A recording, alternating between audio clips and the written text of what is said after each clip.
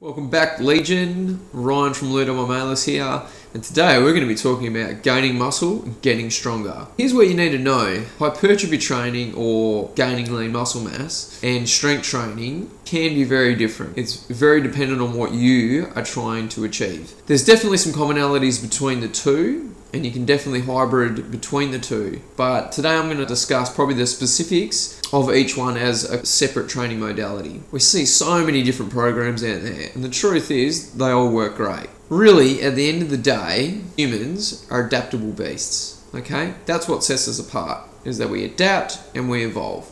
And that's essentially what training is. You adapt to the training stimulus and then you evolve by either getting stronger or getting bigger, or sometimes both at the same time. Today we're going to split the topics up into two videos. This is going to be the first, mainly based on hypertrophy, and then the second will be a discussion on strength-based training. Looking at hypertrophy, your goals for setting out a hypertrophy-based program should be 1, to definitely get bigger, so gaining lean muscle mass, okay?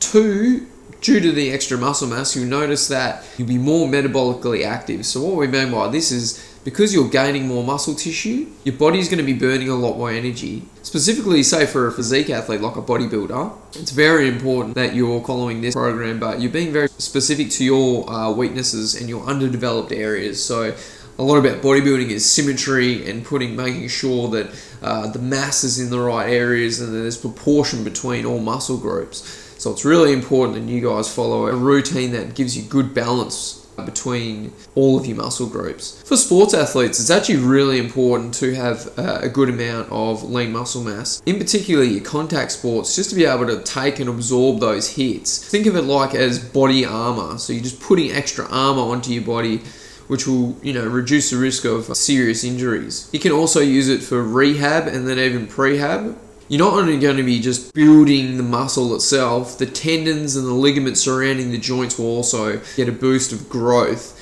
which is going to make them a lot more prepared. And the last one, and probably the most important one, it has sex appeal. So the idea is you want to look better naked. And you know what? A good hypertrophy program can definitely help you achieve that. How do you train to get bigger? Essentially, there's a million ways to skin a cat, yeah? And you know what? They all kind of work. Having said that, there are certain principles that you do need to follow to maximize your muscle gains, gains. First one is going to be your exercise selection. You mostly want to be using compound exercises like your squats, deadlifts, bench press and pull-ups. These are your bang for your buck exercises. What I mean by that is you're going to get the most amount of muscle growth and muscle stimulus via these movements because they target so many muscle groups at one hit. You don't have to waste your time trying to do 4 different exercises for the one muscle group. You can hit them in these one exercises.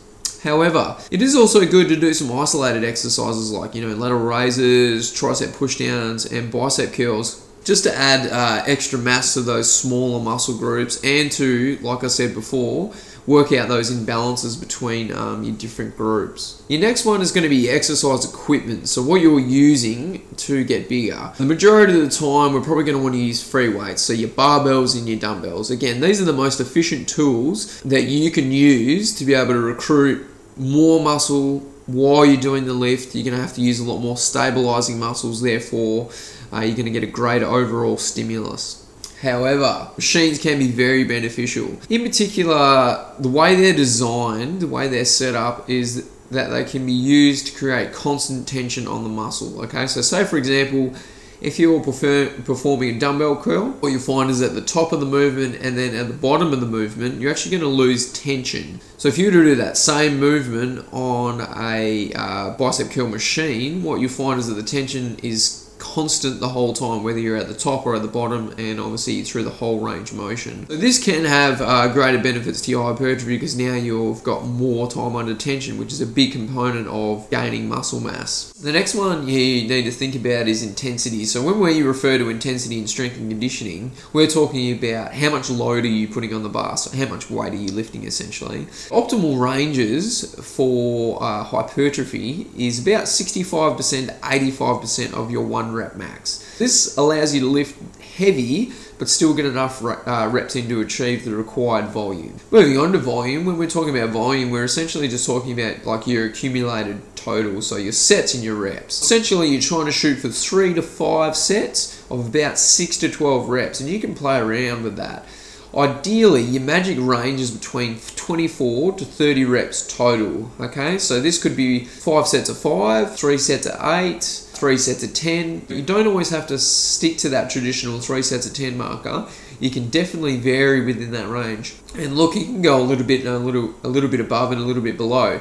It doesn't make that big a difference. I think the idea, as long as you're not doing like 10 sets of 1, that's very maximal strength. That's probably not going to yield too much hypertrophy gain. And at the same time, you're not doing like 2 sets of 50. 50 reps is a little bit too high because you're just not going to be able to create enough tension within the muscle. Next thing you want to consider is the workout structure. So ideally, you're probably going to want to perform your bigger exercises or your most taxing exercises at the start of the session, so you can get the most out of those exercises. And then you're probably going to work down in order to your smaller muscle groups, so you can work them towards the end when you're still fatigued, but you can still maximize your gains within that window. As you're performing your sets, you're probably going to want to do them as sets across. So what we mean by that is do your first set, whether it's a set of 10, and then you're going to want to rest, and then perform the next set, rest, perform the next set, and rest. Your rest period should be about 60 to 90 seconds in length. This is so you can adequately replenish your fuel stores. Now, you can also work on within the program itself. There's a few different fancy methods that you can go for, such as supersets. So a superset is essentially like completing one exercise,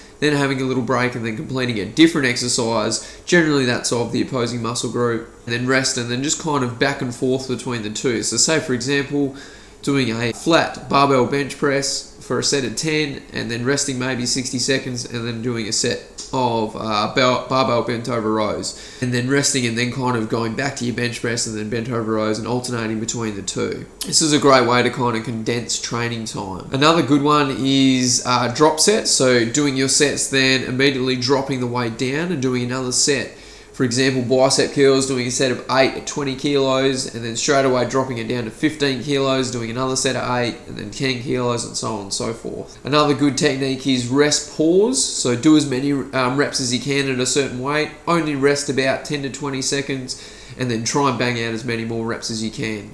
Repeat that 2 or 3 times. Really, you only need 1 set of that. It's quite intense. Very good stimulus for muscle growth. The next one is probably one of the most important things about your hypertrophy program, and that's form and technique. At the end of the day, it doesn't matter what exercise you do for whatever sets and reps. If you're doing it with poor technique, you're going to be setting yourself up for failure, okay? Always focus on your form first. There is some leeway here, but you want to make sure that you're not being counterproductive and potentially hurting yourself. The last one is consistency. More is not always better, but training 3 times a week for 52 weeks of the year compared to 6 times a week for only 20 weeks of the year is going to yield far better gains, and it's going to be much better in the long run than taking shortcuts, okay? There are no shortcuts to success. Alright, thanks guys. Stay tuned. The next episode, I'm going to go over how you get strong.